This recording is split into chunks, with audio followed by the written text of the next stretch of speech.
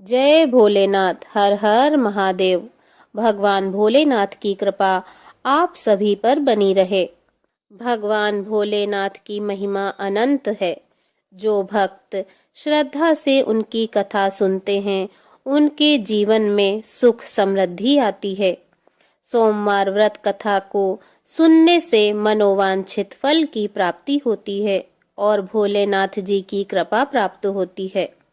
अतः आप सभी इस कथा को पूर्ण श्रद्धा के साथ सुनें और भगवान भोलेनाथ जी की कृपा प्राप्त करें। किसी नगर में एक धनी व्यापारी रहता था।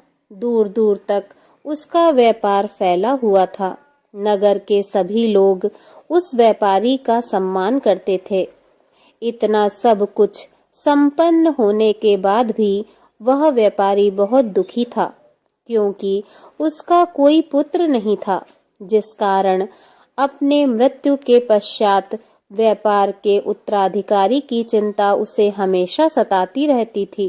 पुत्र प्राप्ति की इच्छा से व्यापारी प्रत्येक सोमवार को भगवान शिव जी का व्रत करता था और पूजा किया करता था और शाम के समय शिव मंदिर में जाकर भगवान शिव जी के सामने घी का दीपक जलाया करता था।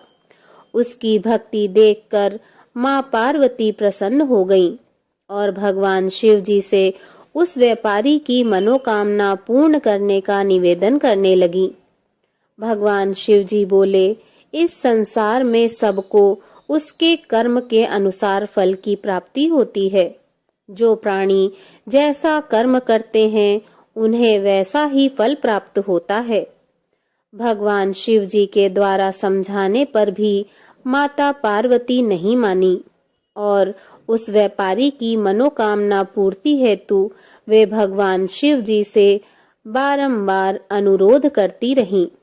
अंततः माता के आग्रह को देखकर भगवान भोलेनाथ को उस व्यापारी को पुत्र प्राप्ति का वरदान देना पड़ा।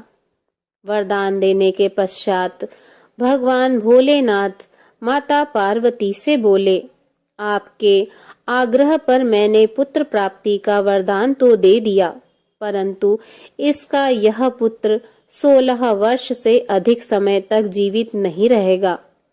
उसी रात भगवान शिव जी उस व्यापारी के स्वप्न में आए और उसे पुत्र प्राप्ति का वरदान दिया और उसके पुत्र के 16 वर्ष तक जीवित रहने की बात बताई। भगवान के वरदान से व्यापारी को खुशी तो हुई, लेकिन पुत्र की अल्प आयु की चिंता ने उस खुशी को नष्ट कर दिया। व्यापारी पहले की तरह सोमवार के दिन भगवान शिव जी का विधिवत व्रत करता रहा। कुछ महीनों के बाद उसके घर एक अति सुंदर बालक ने जन्म लिया और घर में खुशियां ही खुशियां भर गईं। बहुत धूमधाम से पुत्र जन्म का समारोह मनाया गया, परंतु व्यापारी को पुत्र जन्म की अधिक खुशी नहीं हुई, क्योंकि उसे पुत्र की अल्प आयु के रहस्य का पता था। जब पुत्र 12 वर्ष का हुआ तो व्यापारी ने उसे उसके मामा के साथ पढ़ने के लिए काशी भेज दिया। लड़का अपने मामा के साथ शिक्षा प्राप्ति हेतु चल दिया। रास्ते में जहाँ भी मामा भांजे विश्राम हेतु रुकते, वहीं यज्ञ करते और ब्राह्मणों को भोजन कराते। लंबी यात्रा के बाद मामा भांजे एक नगर में पहुंचे। उस दिन नगर के राजा की कन्या का विवाह था, जिस कारण पूरे नगर को सजाया गया था। निश्चित समय पर बारात आ गई, लेकिन वर का पिता अपने बेटे के एक आंख से काने होने के कारण बहुत चिंतित था। उसे भय था कि इस बात का पता चलने पर कहीं राजा विवाह से इनकार न कर दे, इससे उसकी बदनामी होगी। जब वर के पिता ने व्यापारी के पुत्र को देखा तो उसके मस्तिष्क में एक विचार आया। उसने सोचा, क्यों न इस लड़के को दुल्हा बनाकर राजकुमारी से विवाह करा दूं। विवाह के बाद इसको धन देकर विदा कर दूंगा और राजकुमारी को अपने नगर ले जाऊंगा। वर के पिता ने लड़के के मामा से इस संबंध में बात की। मामा ने धन मिलने के लालच में वर के पिता की बात स्वीकार कर ली। लड़के को दूल्हे का वस्त्र पहनाकर राजकुमारी से विवाह करा दिया। राजा ने बहुत सारा धन देकर राजकुमारी को विदा किया। शादी के बाद लड़का जब राजकुमारी के साथ लौट रहा था तो वह सच नहीं छिपा सका और उसने राजकुमारी की ओढ़नी पर लिख दिया, राजकुमारी, तुम्हारा विवाह मेरे साथ हुआ था। मैं तो काशी पढ़ने जा रहा हूँ और अब तुम्हें जिस नवयुवक की पत्नी बनना पड़ेगा वह कान्हा है। जब राजकुमारी ने अपनी ओढ़नी पर लिखा हुआ पढ़ा तो उसने काने लड़के के साथ जाने से इनकार कर दिया। राजा को जब ये सब बातें पता लगी तो उसने राजकुमारी को महल में ही रख लिया। उधर लड़का अपने मामा के साथ काशी पहुंच गया और गुरुकुल में पढ़ना शुरू कर दिया। जब उसकी उम्र 16 वर्ष की हुई तो उसने यज्ञ किया। यज्ञ के समाप्ति पर ब्राह्मणों को भोजन कराया और खूब अन्न वस्त्र दान किए। रात को वह अपने शयन कक्ष में सो गया। भगवान शिव के वरदान के अनुसार शयन अवस्था में ही उसके प्राण पखेरु उड़ गए। सूर्योदय पर मामा मृत भांजे को देखकर रोने पिटने लगा। आसपास के लोग भी एकत्र होकर दुख प्रकट करने लगे। लड़के के मामा के रोने विलाप करने के स्वर समीप से गुजरते हुए भगवान शिव और माता पार्वती जी ने भी सुने। माता पार्वती जी ने भगवान से कहा, हे प्राणनाथ, मुझे इसके रोने के स्वर सहन नहीं हो रहे हैं। आप इस व्यक्ति के कष्ट को अवश्य दूर करें। भगवान शिव जी ने माता पार्वती के साथ अदृश्य रूप से समीप जाकर देखा तो भोलेनाथ माता पार्वती से बोले, यह तो उसी व्यापारी का पुत्र है जिसे मैंने 16 वर्ष की आयु का वरदान दिया था। इसकी आयु पूरी हो गई है। माता पार्वती ने फिर भगवान शिव जी से निवेदन कर उस बालक को जीवन देने का आग्रह किया।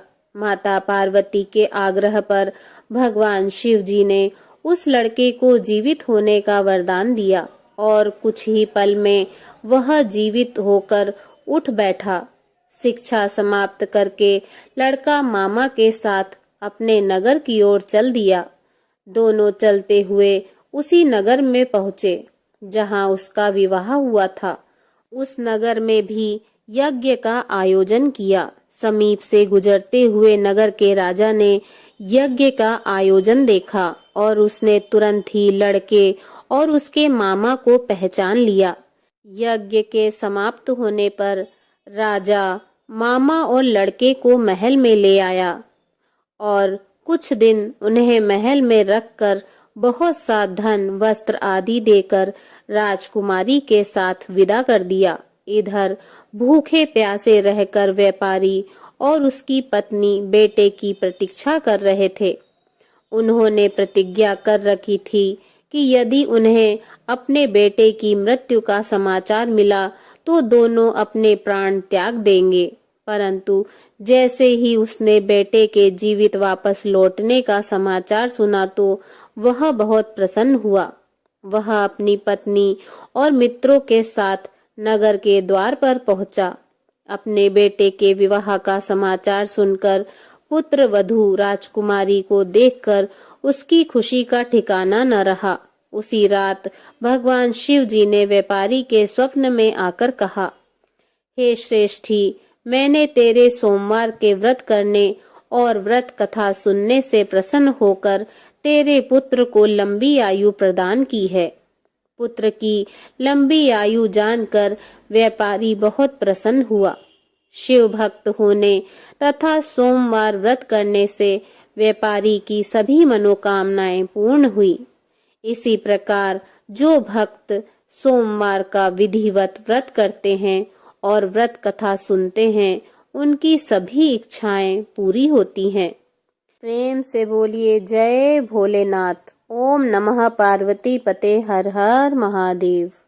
ओम जय शिव ओमकारा, प्रभु हर शिव ओमकारा, ब्रह्मा विष्णु सदा शिव, ब्रह्मा विष्णु सदा शिव, अर्धांगी धारा। ओम जय शिव ओमकारा, एकानन चतुरानन पंचानन राजे, स्वामी पंचानन राजे, हंसासन गरुणासन, हंसासन गरुणासन, वृषवाहन साजे। ओम जय शिव ओमकारा, दो भुज चार चतुर्भुज, 10 भुज अति सोहे, स्वामी 10 भुज अति सोहे, त्रिगुण रूप निरखते, त्रिगुण रूप निरखते, त्रिभुवन जन मोहे। ओम जय शिव ओमकारा, अक्षमाला वनमाला, मुंडमाला धारी, स्वामी मुंडमाला धारी, चंदन मृग मद सोहे, चंदन मृग मद सोहे, भोले शशिधारी। ओम जय शिव ओमकारा, श्वेतांबर पीतांबर, बागांबर अंगे, स्वामी बागांबर अंगे, सनकादिक गरुणादिक भूतादिक संगे। ओम जय शिव ओमकारा, कर के मध्य कमंडल, चक्र त्रिशूल धरता, स्वामी चक्र त्रिशूल धरता, सुखकारी दुखहारी, सुखकारी दुखहारी, जग पालनकारी। ओम जय शिव ओमकारा, ब्रह्मा विष्णु सदा शिव, जानते अविवेका, स्वामी जानते अविवेका, प्रणवाक्षर में शोभित, प्रणवाक्षर में शोभित, ये तीनों एका।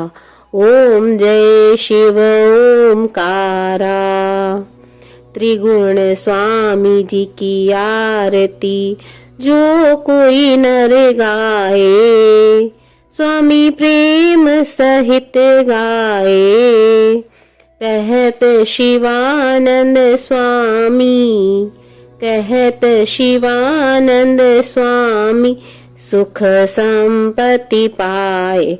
ओम जय शिव ओमकारा, ओम जय शिव ओमकारा, स्वामी हरे शिव ओमकारा, ब्रह्मा विष्णु सदा शिव, ब्रह्मा विष्णु सदा शिव, अर्धांगी धारा।